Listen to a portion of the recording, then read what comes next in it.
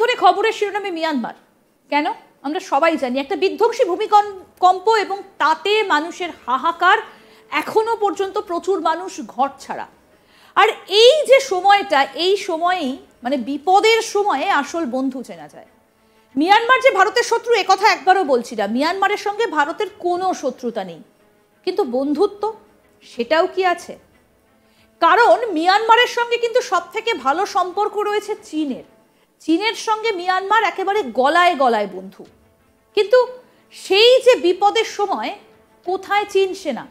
কোনো রকম relief fund কি গড়া হয়েছে চীনের তরফ থেকে মিয়ানমারকে দেবার জন্য? একটু খাবারও কি পৌঁছেছে? সেই উত্তরটা গোটা বিশ্বের মানুষের কাছে এখনো অজানা।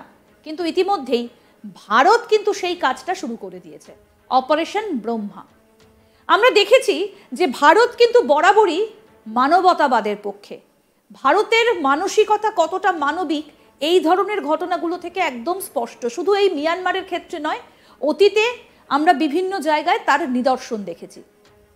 তার মানে ভারতে যে সুপার পাওয়ার, একথা বলার আর অপেক্ষা রাখে না। আমরা এই জায়গাটাতে আসবো, বিশ্লেষণ করবো এই অপারেশন ব্রহ্মা কি এবং কিভাবে ভারত মিয়ানমারের পাশে দাঁড়িয়েছে, ভারতের এই মুহূর্তে দাঁড়িয়ে পলিসিটাই বা কি। আমাদের সঙ্গে এই মুহূর্তে রয়েছেন আন্তর্জাতিক সম্পর্ক বিশেষজ্ঞ শুভাশিস ব্যানার্জি। আপনাকে স্বাগত জানাই আজ তাক বাংলায়। আমি শুরুতেই যেটা জানতে চাইবো, এই যে মিয়ানমারে ভারত সেনার অপারেশন ব্রহ্মা, কিভাবে এই কাজটা শুরু করেছে ভারত? দেখো, ভারত একটা দর্শন নিয়ে নিজের দেশ এবং রাষ্ট্রের পরিকাঠামোটাকে তৈরি করতে ভালোবাসে। ভারত একটা প্রতিচ্ছবি তৈরি করতে ভালোবাসে গোটা পৃথিবীর বুকে, যে আমরা শুধুমাত্র দেশ ভার্সেস দেশ বা দেশের সাথে দেশের সম্পর্ক নিয়ে যতটা বিশ্বাসী, তার থেকেও বেশি এক ধাপ এগিয়ে আমরা বিশ্বাসী মানুষের সাথে আমাদের সম্পর্ক নিয়ে এবং মানবিকতার প্রতি। তুমি যেটা বললে, মানবিকতার প্রতি ভারতের যে কর্তব্যবোধ বা মানবিকতার প্রতি ভারতের যে দায়িত্ববোধ, সেটা ভারত কোনো দিনই সরে আসে না সেখান থেকে। আর অপারেশন ব্রহ্মা তার থেকে আলাদা কিছু না। অপারেশন ব্রহ্মার বেসিক ডিজাইনিং হচ্ছে যে মিয়ানমারে ইনিশিয়াল এড পৌঁছে দেওয়া, অ্যাডভান্স লেভেলে সেখানে পেনিট্রেট করা, যাতে করে মানুষের কাছে বেঁচে থাকার জন্য যা যা রসদ দরকার, মানুষকে সার্ভাইভ করানো, শুধু না রিকভার করানো, এবং মানুষকে ফেচ আউট করা, বার করা ওখান থেকে।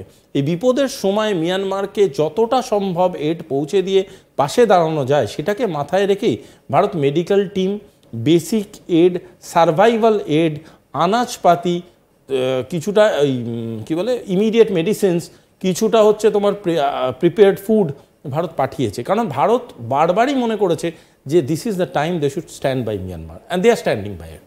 এবং অপারেশন ব্রহ্মার মাধ্যমে আমাদের এয়ারফোর্সের কন্ট্রিবিউশন সাংঘাতিক। এয়ারফোর্সের C-17 ফ্লাইটস গেছে। শুধু তাই নয়, এদের যে পরিমাণ জিনিসপত্র গেছে তাতে বহু সংখ্যক মানুষকে বাঁচানো যেতে পারবে।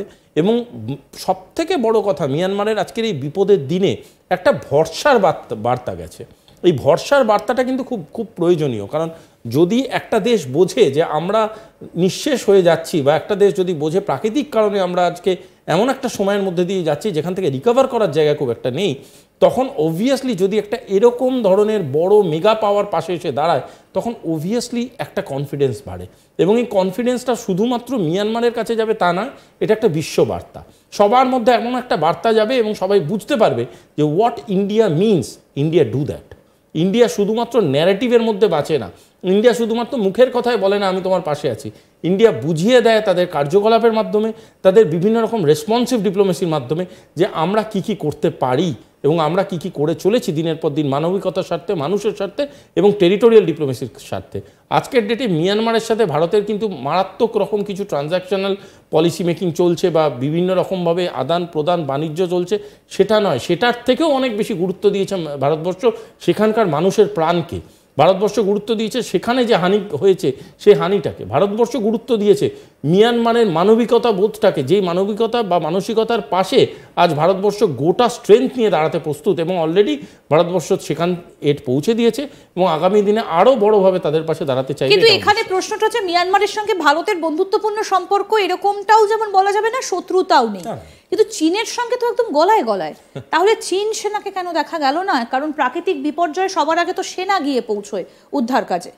দেখো, friend in need is a friend in deed.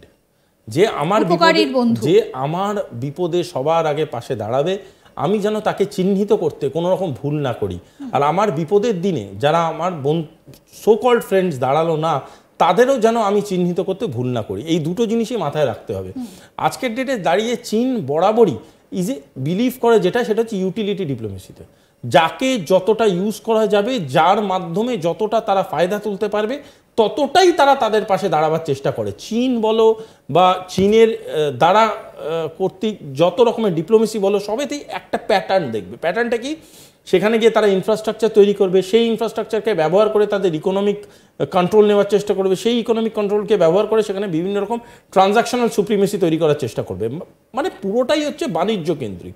সেখানকার মানুষ খেতে পেলো, সেখানকার মানুষ না খেতে পেয়ে মারা গেল, সেখানকার মানুষ ইকোনমিক ক্রাইসিসে চলে গেল, চীনের কিচ্ছু এসে যায় না। চীনের সিম্পল কথা হচ্ছে, আমি এখানে বাণিজ্য করব, বাণিজ্য করার জন্য যা যা পরিকাঠামো করা দরকার সেই পরিকাঠামোটা তৈরি করব, এবং সেই পরিকাঠামোটাকে ব্যবহার করে আমরা সম্পর্কটাকে এগিয়ে নিয়ে যাব। এবার পয়েন্টটা হচ্ছে, এইভাবে কোনো বন্ধুত্ব বা এইভাবে কোনো লং টার্ম রিলেশনশিপ টেকে না।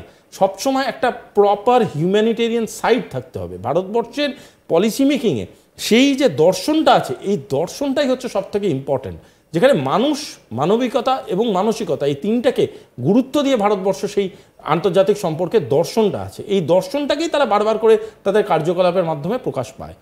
আজকের ডেটে দাঁড়িয়ে সেই সেম জিনিস ভারত ঘটালো। চীন কিন্তু আবারও প্রমাণ করলো যে তারা হচ্ছে ট্রানজাকশনাল ডিপ্লোমেসিতে বিলিভ করে। চীন আবারও প্রমাণ করলো যে চীন যতটা, কিন্তু যে করিডোরটা তৈরি হয়েছিল চীন থেকে মিয়ানমারের মধ্যে দিয়ে, সেই সময় তো মিয়ানমারকে সঙ্গে নিয়েই চীন এগিয়েছিল, তাহলে এখন নেই কেন? আমরা অতীতে যদি কিছু এক্সাম্পল টানি, শ্রীলঙ্কার ক্ষেত্রেও এই একই বিষয় চীন ঘটিয়েছিল। একদম। দেখো, কিছুটা অন্যভাবে বলতে গেলে এরকমভাবে বলা যেতে পারে যে বহু মানুষ এরকম পৃথিবীতে আছে যারা সুবিধার জন্য সম্পর্ক তৈরি করে। তারা সেই সম্পর্কটার মাধ্যমে বিভিন্ন রকম ইকোনমিক হেল্প নিতে চেষ্টা করে। তারা এমন এমন এমন এমন একটা রিলেশনশিপ তৈরি করে যেখান থেকে বাণিজ্যিকরণ করাটা খুব সোজা। চীনের যদি বাণিজ্যিকরণের পার্সপেক্টিভে জিনিসটা দেখো, it is nothing wrong in it, but সবসময় বাণিজ্যের পার্সপেক্টিভে যদি গোটা পৃথিবীকে তুমি ইউটিলাইজ করতে যাও, একটা দিন এমনও আসতে পারে যে তুমি নিজে ইউটিলাইজড হয়ে যাবে। সুতরাং চীনের যে আজকে ডিপ্লোমেসিটা আছে, সেই ডিপ্লোমেসিটাকে কিন্তু তারাই বুঝতে শুরু করেছে। আজকে দেখো, শ্রীলঙ্কাকে চীন এত রকমভাবে ইনফ্রাস্ট্রাকচারালি সাপোর্ট করলো, তারপরে যখন শ্রীলঙ্কার মধ্যে ইকোনমিক ক্রাইসিস হলো, কোন দেশ তার পাশে দাঁড়ালো? দাঁড়ালো তো সেই ভারতবর্ষ। যখন আফগানিস্তানের প্রবলেম হলো, তখন আফগানিস্তানের ক্রাইসিস হলো, তখন কে দাঁড়ালো পাশে? ভারতবর্ষ। যখন নেপালে ক্রাইসিস হলো, তখন নেপালের পাশে কে দাঁড়ালো? ভারতবর্ষ। তবে এখন আজকের দিনে নয়, 2004 সালে যখন ভূমিকম্প, সুনামি হয়েছিল, সেই সময় তো দেখেছি ইন্দোনেশিয়া, সুমাত্রা, সেখানেও ভারত রিলিফ পৌঁছেছে। কারণ ভারতের ফিলোসফিটাই তাই, philosophy of policy making and philosophy of execution, এ দুটোই বুঝতে হবে। ভারতবর্ষ যে বিশ্বাসটা রাখে, দেখো তোমার মধ্যেকার যে আত্মাটা, যেটা ভারতবর্ষের টেরিটোরিয়াল সোল, সেটাকে তো চেঞ্জ করা যায় না। গভর্নমেন্টে যেই থাকুক, ভারতবর্ষের পলিসির যে আত্মাটা, সেটাই তো রেসপন্স করবে।